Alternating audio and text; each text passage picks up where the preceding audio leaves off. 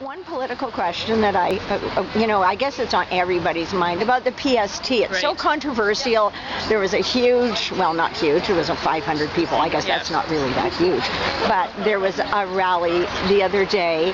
And, tell me a little bit about your thoughts on that particular thing.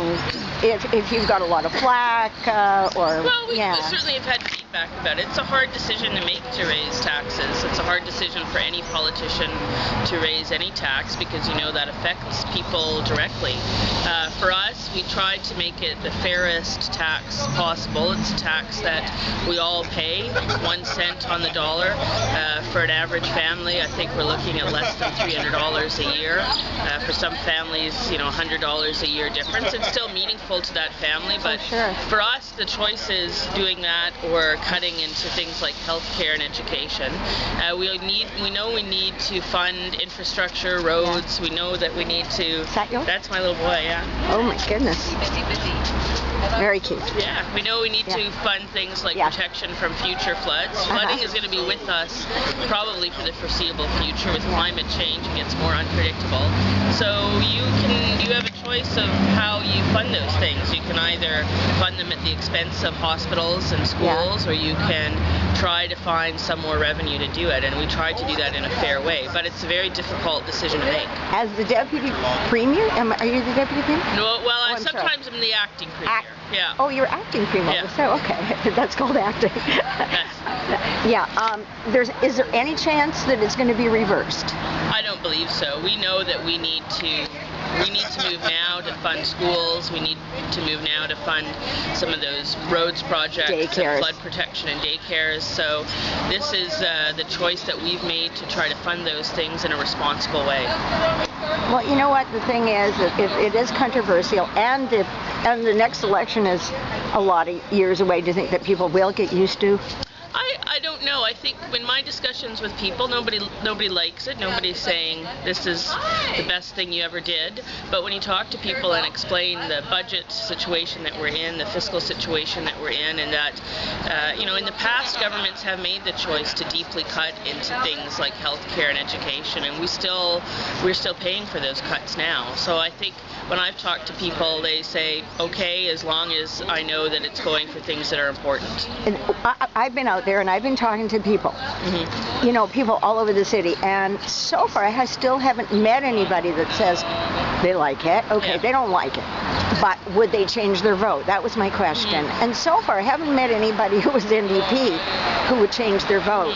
Now, do you think that that's going to affect? I don't know. We're a long ways out from the next election. Yes. I think people, when you go door to door and you talk to people about the things that matter to them, mostly people talk about, looking for a daycare space for their kid, or, gee, my mom was in the hospital and she got really good care and I want to make sure she's home care to help her out so she can stay home. I always find those are the things that people really care about. Some people also, they want us to be responsible with their money. They want to know when they pay their taxes it's going to things that they need for their families. But I find for the most part people want us to do a good job providing the services they count on, and so far everybody's got good advice on how to do that job, but so far I think people know that that's the side we're on, is making sure they have what they need. Oh, well, one more question. There was a controversial lawsuit. Joe Chan sued the mayor. I know, very controversial. What do you think of all of that thing? Do you think that the mayor should have resigned? Oh, I think each of us in public office has to be very aware that we're leaders in our community, and we have to be careful of our actions and careful of the perception. So I try to make the choices that I think, I always think, is this something that I could explain to my constituents? Is this something that I think is defensible? And Do you think it's valid that somebody can go and for $2,500 cause it a $6 million election? Well, I'm not going to comment on the mayor and what his choices are. We put in place laws to deal with conflict of interest at the municipal level, to deal with issues like, people giving contracts to essentially their own businesses. I think most people would see that as an error. The courts have made their decision. It's not for me to second guess that. Okay, and also, so will there be a referendum on this PST issue? Well, we know that this is something we need to move quickly on. We know some have estimated that a referendum could cost as much as $10 or $12 million. I think that, I know that a lot of people think that would be the valid way to go. I understand that. We think that we need to move more quickly to make sure that that funding's in place. So not to cost too much money. Yeah, so I don't think we will be having Jennifer Howard is with me, and she is in the NDP, and she's a cabinet minister. And she's won in this area, which is the, Fort Rouge? Fort Rouge. Fort Rouge. Yeah. How many times? Twice, just twice.